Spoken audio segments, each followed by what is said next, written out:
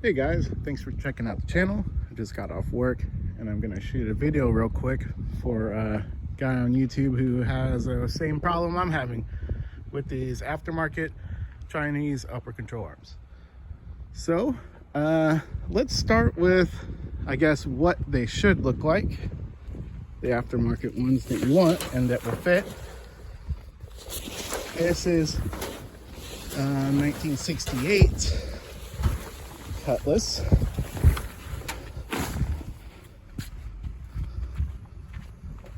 Let's see if I can get this hood open one-handed. Okay, so these are what you want them to look like. Do you see how much? I'm trying to hold my phone here. See how much space there is right here? I can put my whole hand there. The other ones that are incorrect, and I'll show you those on my GTO here in a second, are like resting on the frame. There's a there's like a little bumper, a bump stop that goes right here. That's not the kind you need. This kind of like swoops. Can you see how it swoops, the shape of it? That bar comes in. The other one that's incorrect kind of matches that on both sides. So the kind you need swoops in. As far as I can tell, the bottom control arms are the same. I have not confirmed that yet because I haven't actually gotten the correct ones for my GTO yet. I'm pretty positive they are. So those are the ones you want them to look like. They kind of swoop and they do not have a bump stop in the center. Swoops.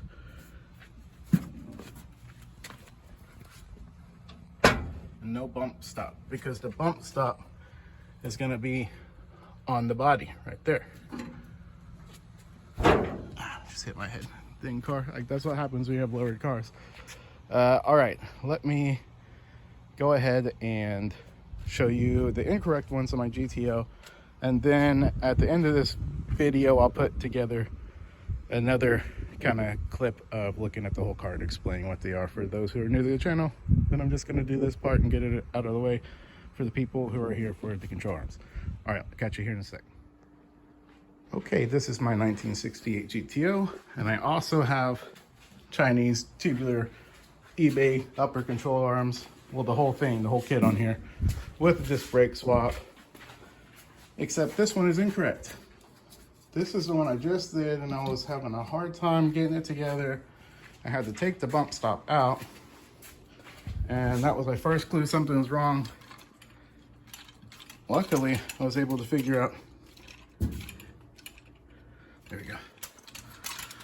Luckily, I was able to figure it out because I have other cars that are the same year range, same model, etc.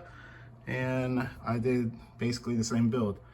This one has a bump stop that goes through right here that I took out, that I had to do to even get it to go. The thing is resting on the frame, dude. It is on the frame, like on it, when there is no articulation here. eBay listing said this will work. They're all over, they're saying they're gonna work. This does not work.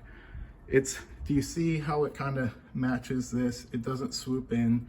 The other style also kind of comes up and gives lots of room here. I do not know, but I'm pretty positive this is for like a 64 to a 67 style. This is not gonna work. So if you guys are buying it off eBay, do not get the kind that has a bump stop on the top if you have a 68 to a 72 Monte Carlo, Cutlass, GTO, Le Mans, any A body. Man, that really hurt. I just hit this thing thing there. Anyways, okay, so that's gonna do it. I guess let's cut to the chase. What do you need?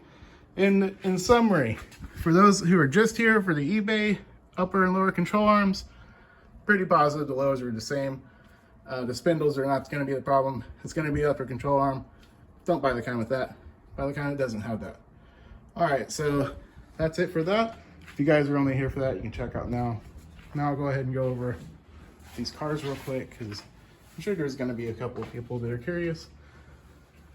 We'll start with this one since I'm right here. Man, guys, my foot really hurts. I kicked the heck out of that thing. Okay. This is a 68 GTO 4-speed. Here's a real GTO. Done kind of a lot of work to it over the past few months. 4-core aluminum radiator. It is a 68 400 in here. It has a Ram Air 3 heads, the number 48 heads. Some cam action. Just kind of let the video do the speaking. Disc brake conversion, obviously. Doing the tubular control arms. Pretty sure I said it was 4-speed, it's M20. I just got that in this past weekend.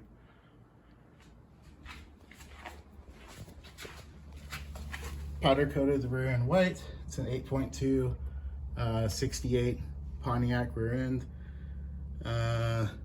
It's got 3 42 gears in it and an Eaton posi unit. That's pretty much it, guys. This was, I guess, it was in a private junkyard. There's other videos of it on YouTube of it being rescued here in Texas. It was green. It's mine now and I got a title for it. Okay guys, I'll go show you the heartbreaker outside now. All right, first off, let's ignore the tire. These center lines do not hold air for crap. That's why they're not really on there. For now, I'm gonna probably put all of these on here. Anyway, all right. So this is my 68 Cutlass S post coupe. It was originally a 350 3-speed manual car.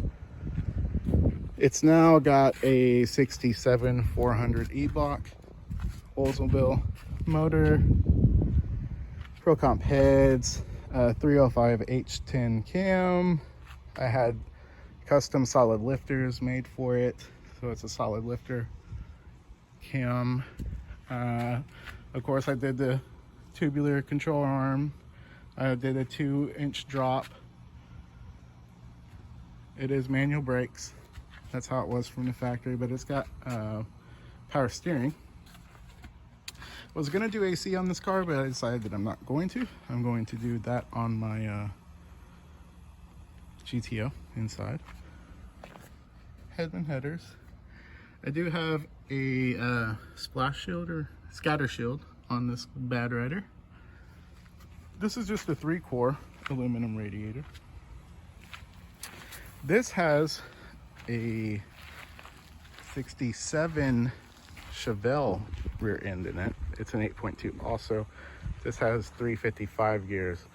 And the Muncie M20 that's in this is from a 68 GTO. So I really would like to take this Muncie out and put it in the GTO. And I will at some point, but this is together, so I'm not gonna mess with it. Well, but here, we'll go ahead and talk about this dude, since it's another A-body. This is my 69 Cutlass wagon, but it has a 68 Cutlass front clip on it. The fenders are pretty mangled, but I have fenders inside here in the cab. I have videos on pretty much all of these cars if you guys want to know more in depth, but I just kind of thought I'd go over these cars right here because I'm sure people be curious about it. If you like what you see, consider subscribing. Leave a comment down below if you have any questions. I'm glad to make custom videos for people. That's basically what this one is, to help anybody with issues that they have. All right, that's gonna do it for this one, guys. Until next time, peace.